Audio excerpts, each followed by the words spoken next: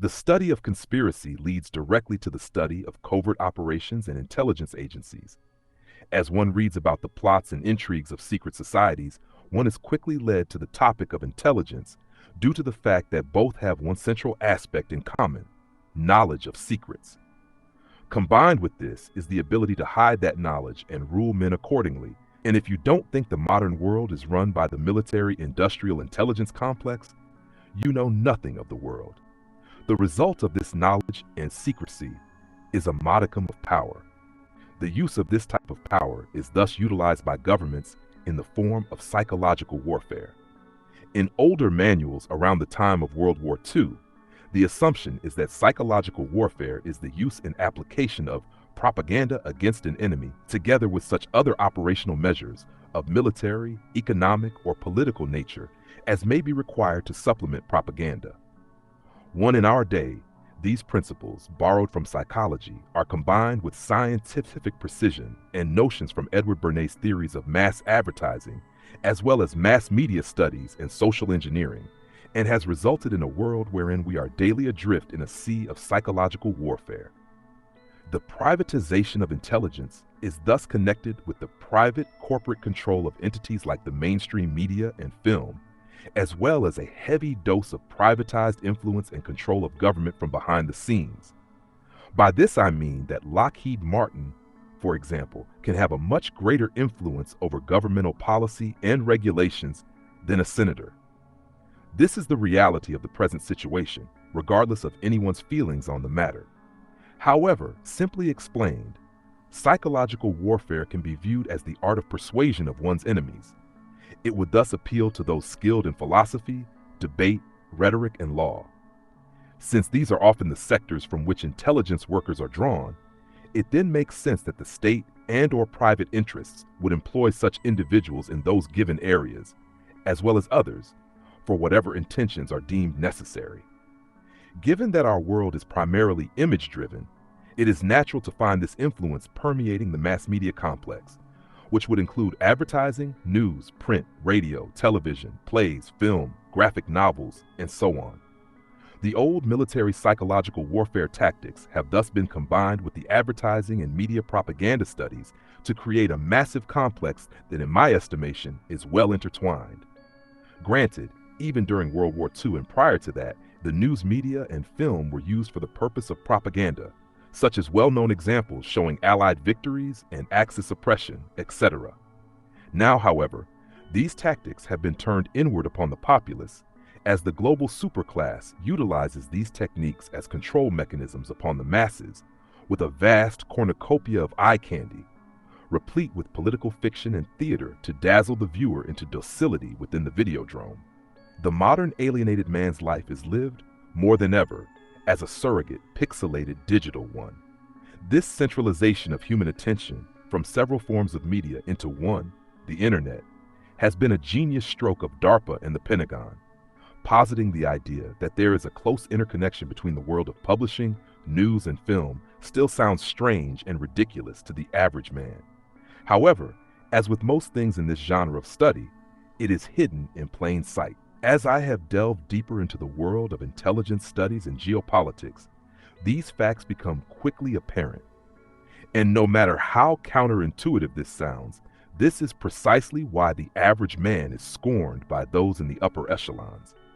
The fact that several of my companions and associates have laughed at some of these claims and attempted interpretations of films I've given only serves to reinforce the point, given the fact that all of this open-sourced and hidden in plain sight. In fact, the principle of hiding something in plain sight is itself a psychological warfare tactic. It involves influencing a given population in a subtle, subconscious way rather than an overtly. In psychological warfare, this is covert or white propaganda batu. It is issued from an acknowledged source, usually a government or an agency of a government. Our era has become more sophisticated in such procedures, masking such operations and influences within the infotainment complex. When you go to see the film Hana, for example, you are not simply seeing a storyline that deals with a young genius on the run from a hostile agency. You are also seeing a message that functions on other levels to influence you in a certain way. While the author may at times mask his intention, and directors and studios also have alternate messages and propaganda they wish to broadcast, you are being sent a multi-leveled strata of data that your conscious mind only partly processes, depending on the perceiver's level of intelligence, experience, and reasoning capabilities.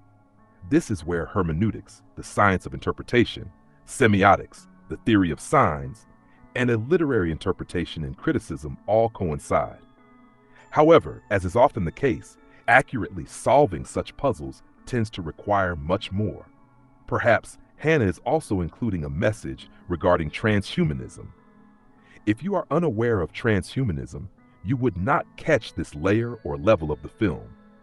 If you have not read on the interaction of intelligence agents and their utilization in modern films, you would not know that Melissa Boyle-Mall, longtime Central Intelligence agent and author of the 2005 Denial and Deception, was the film's consultant, as well as for SALT. Take the example of Jerry Molen, an award-winning producer who lectures on the spy cruise circuit and who worked on Jurassic Park. This is just a sampling, and many, many more examples could be given. The viewer can expect yet another layer of meaning and significance when one combines these facts with the disciplines of interpreting symbols and literary criticism. If you also happen to know some philosophy, theology, history, and esoterica, these layers will also come into play, inasmuch as you are communicating with persons who are scripting a film that are also studied in these areas. You are speaking, then, a common language that transcends normal language usage. If you are someone who does not know theology, for example, you would not be able to accurately interpret a literary or film or conversational reference to the cosmological argument of Aquinas. Obviously, it does not follow that the cosmological argument is a meaningless hodgepodge of nonsense. It's rather that you are not able to speak the language. And what quickly becomes apparent to those who learn to speak this language is that there are other, higher, synthesized levels of language being spoken by such integration processes. What becomes apparent as one grows in understanding and is able to combine these various disciplines is a higher level ability to integrate and place the data and engage in pattern recognition. One's ability to do this is also affected by one's own overall worldview. The more erroneous, absurd, or detached from reality the individual's worldview is, the less likely they will be able to sensibly interpret the consecutive sequences of scenes and events into a coherent narrative. What occurs in such an event is the synthesizing of these scenes into an overall structure that has multiple layers of meaning. This is hermeneutics and semiotics. A collage of symbols of various levels of meaning and significance are thus presented to the viewer. Yet even an unaware viewer who is unable to read, the narrative is still affected subconsciously by the deeper levels of meaning his conscious mind might not readily process. Studies in subliminal advertising shows this to be the case. Viewing a film, then, is often an instance of engaging in an interpretation of psychological warfare.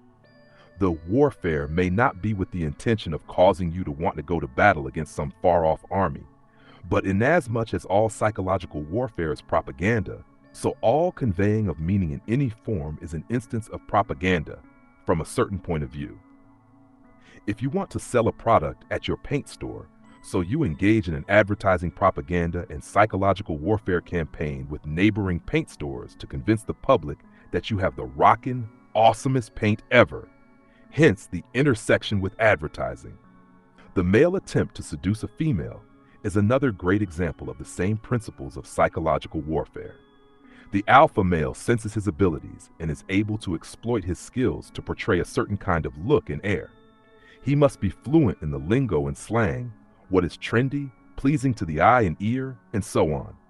He combines these features into a package to create an image which is pleasing to the prospective female he has in his sights. He knows as much about her as he can, speaks her language, and games her. He knows that if he is too easily reached or attainable, comes off as needy and dependent, he is less attractive. This is a basic fact of female psychology, and human psychology in general, insofar as all men want what is out of their reach, often for that reason alone.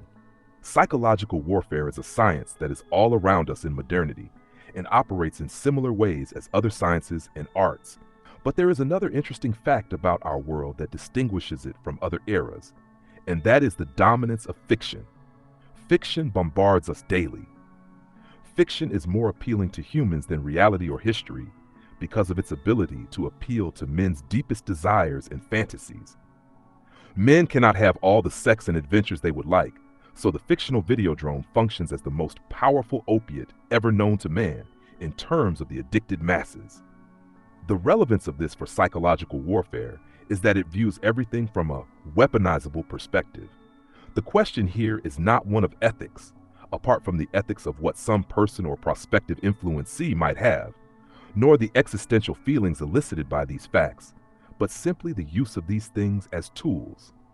How can film be used as a tool for control? How can a fictional novel be used? How can a news story spin an event so as to cater the story to a desired and useful end? These are the proper questions in this domain. As with anything in life, there are often multiple motives. A film may not have the purpose of brainwashing its viewers or M-culture programming, but much more likely might have the goal of subtly promoting a positive view of gay rights or abortion. It might have the goal of influencing the young to experiment with alternative and new age religious movements as part of a larger program of social engineering. It might present a certain view of a certain race.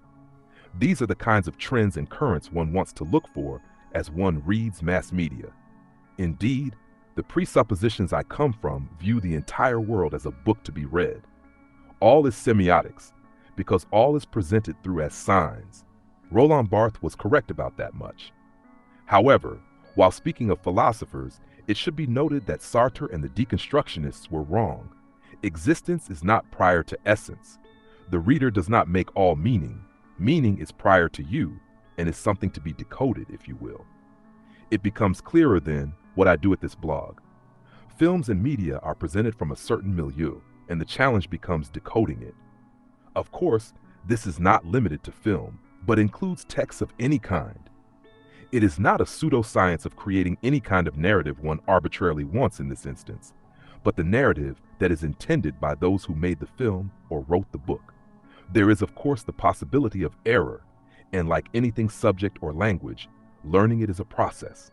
Error is inevitable for any human, as humans are fallible. However, peripheral interpretive errors do not mean the overall explanatory exegesis is incorrect. It all depends on the case at hand, and these things should be kept in mind. What is unique is that in our age, the goal is to combine all these mediums in order to purposefully blur the line of fact and fiction. Narratives are created and spun, like Ovid spins the narrative of the Metamorphoses, and like Arachne spins the tapestry in the story. A narrative was created for the Bin Laden raid and so-called assassination. Who do you think writes those narratives? Local struggling reporters? Badass SEAL Team 6 members? The narrative is spun by those who use the mass media in its interpretation of history itself as the pen and paper. The point is that from this psychological warfare perspective, it is all theater. It is all film.